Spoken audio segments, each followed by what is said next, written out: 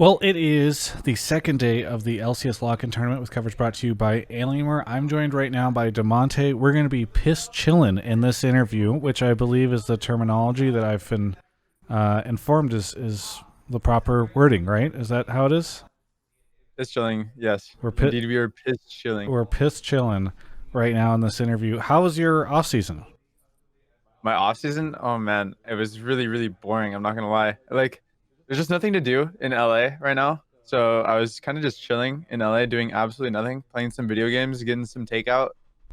Yeah, that's about it. I mean, that's what I think everybody in LA is doing, or all of us at least. What video games were you playing? I was playing Cyberpunk, but other than that, I don't know, some Minecraft, you know? Yeah. Have you beat Yeah. Cyberpunk yet? No, I'm like, whenever I play open world games like that, I just never do the main story until like very last. Yeah. So I think I have like 50 hours or 60 hours, and I'm like not even close to finishing it. I don't think. I'm like 40 hours into it, and I've finished everything except for the main story. So I don't know how you're stretching it out to 50 or 60 hours, but props to you. Maybe Steam is lying to me because maybe I left it open tonight or Maybe, something. yeah, But yeah. Whatever. or maybe I'm just bad. Maybe you're a gaming extraordinaire, Travis. I'm a professional e-athlete at Cyberpunk 2077, so Wow, I can just first ever. speed run that game. So let's talk a little bit about 100 Thieves. How's 100 Thieves compared to some of the teams you've been on in the past? Because you've been on a couple teams now, so. Shoot. It's amazing. I think like I don't know. I feel like I've never been on a team that invests this much into the players and stuff. I mean, just you can literally see like behind me, there's like a whole press room basically where we come in here. We have like a super HD camera. I've got a big old mic in front of me, like some cool lighting. Like I don't know. They just like go above and beyond what's necessary, and it feels really insane to like have the team invest that much into me because I feel like what I'm used to is like I don't know, like Echo Fox days, like some bare bones grinding it out, you know. Yeah. But this is like luxury now. Little different. What's funny is I remember at the time Echo Fox was supposed to be like the big spender. You know, like they would go and do all this big stuff, but it never really was like that behind the scenes, I guess. I think I mean I was on academy for most of my Echo Fox like era, Yeah. and definitely the academy players were not treated the greatest. So Well, congratulations on joining 100T. What is this roster like compared to last year's roster? Because it looks almost the same to me from the outside. um, I mean there's a slight difference in the top lane. I Yes. think less muscles, but more swag, you know. Like I feel like some days some daddy is just sitting up there, he's a little quiet, but you know I feel like he's like quietly just swagging on everyone. He's Yes. a beast. Now, speaking of this, I'm a little confused because I just watched you guys play CLG in a slugfest. Unfortunately, you lost, but it's interesting because yesterday you guys styled on TSM.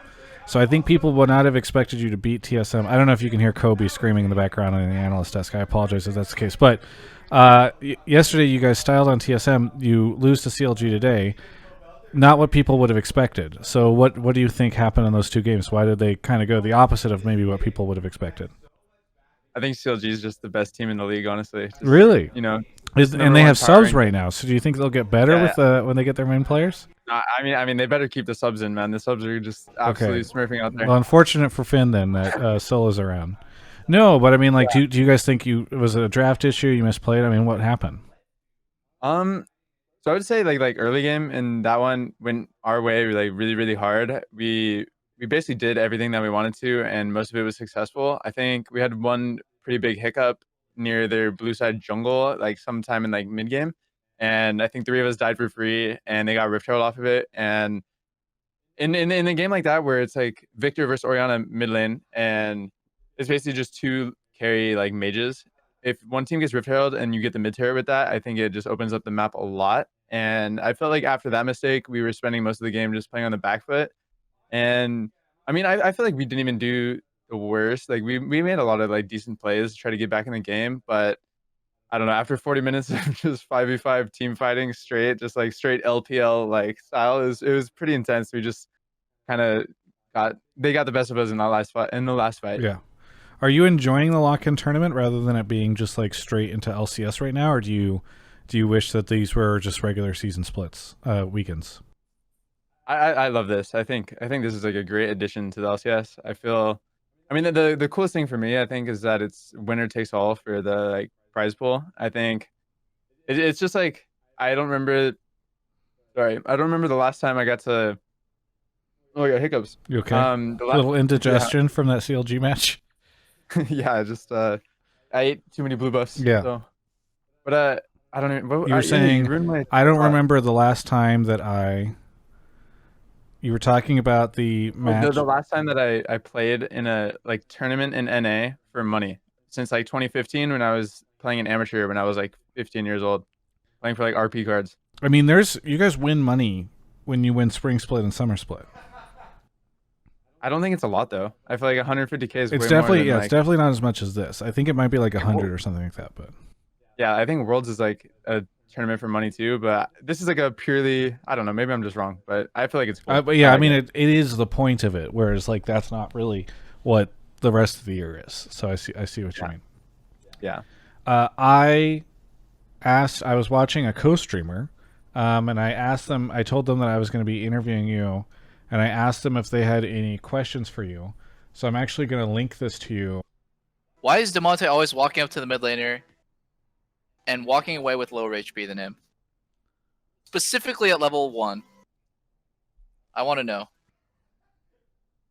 I mean, don't say it in a mean way, right? I'm just joking. But like he actually is forcing a lot of trades in lane where he's actually losing.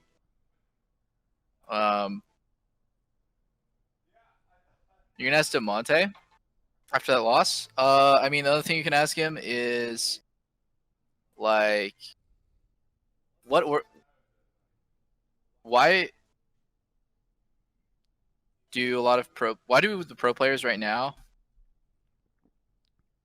default to Orianna as like the control mage when there are lots of other control mages that bring value that have also been meta for like years and years? Poelter played Victor. There's Syndra. Well, to be honest, that's always been the trifecta.